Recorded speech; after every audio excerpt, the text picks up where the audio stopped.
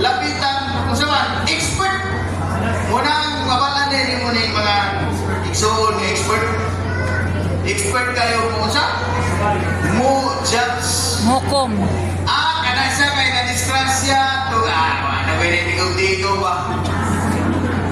May halad-halad ko lang, nasunog ng iyang tindahan.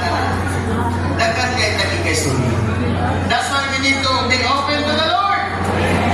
Mabukas na sa Ginoo mga igsoon. Ano-ano, buksan nato ang atong tibok pagkatao. Ano man? Kanilas kayo mga igsoon. Tingnan natin. Our service today is a preparation for our service in eternity.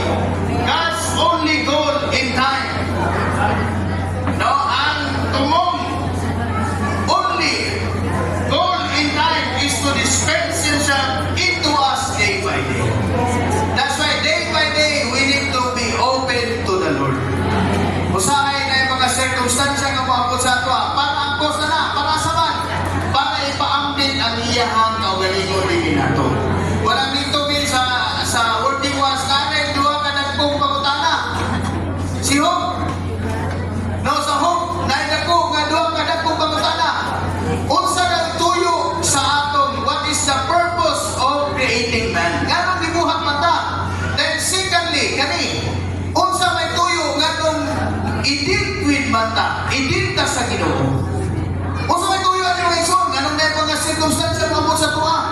Ganong gibuhat siya, naa sa New Testament. Unsa man? That is God's economy. Ang gusto pamatigayon, unsa man ang gusto pamatigayon?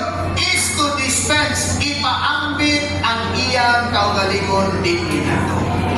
Aron mapulutan niya, aron mahimutan niya, ipaambit ang iyang kaugalingon, atong sination mga igsoon, atong paimusan, aron makapanayag ta niya.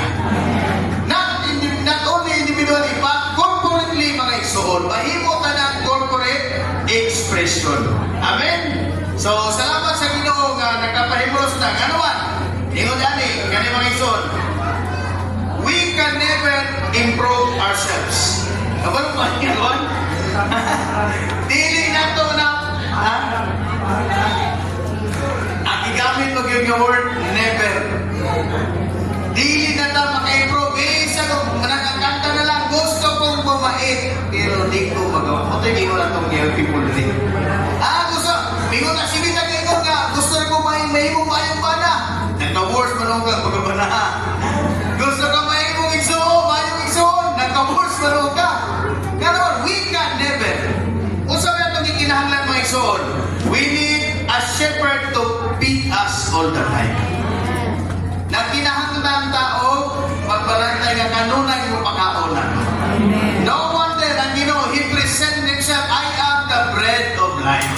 No, kinsa itong pagkaon ako, di na yun? Good. Amen. Ang paagi mga igsoon, we need to eat Him. Gusto kang ma-improve, ayaw pa rin kamot. Ang paagi lang, kaon. Parang ka ng mga bana, ka ng mga asawa, kaya gusto nilang ma-improve ilang bana, simple na. Kaon na mga igsoon. We need to be filled with the Lord. Nakapaging na nag-asawa, di na ko trabaho ng maging, dili na ko trabaho ang pag-usap sa mga igsoon. Dili na ko trabaho ang pag-usap. Ang trabaho na to, danon sila nga makakaon sa Ginoo. Danon sila nga makapahimulos sa Ginoo. Pag makapahimulos sa ganin ni sila, makakaon na ganin ang mga igsoon. Everything will follow. Ayaw problemahan mo sa ka. Problemahan ang makakaon ka. Eating is the way. Walang kinahanglan mo pahimulos na mga igsoon. Muna sa John 6, lingon siya, He who eats me, kinsa tumukaon ako, mabuhi sa tungod ako.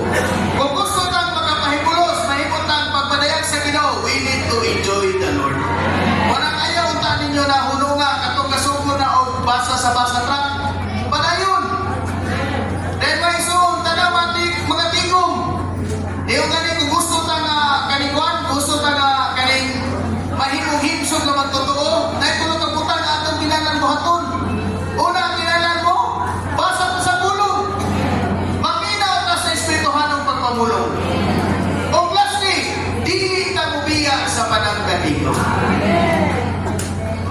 katong namiya, wato sila kapahimulos. Amen mga igsoon? Amen. So ano mahimutan pagpadayag sa Ginoo? Amen. Ang goal na maging anay mahimutan ng expression. Karon we are on the process. Munang adlaw-adlaw mga igsoon, munang sa Roman Immorality, there are those great crowd, multitude. Actually, kanina mga tawag na mo'y tinuod yung nagpahimulos sa Ginoo. They were standing on the throne of God. Kapasabot, ikayap na sila nito, ginala sila sa ikatulong langit mga igsoon.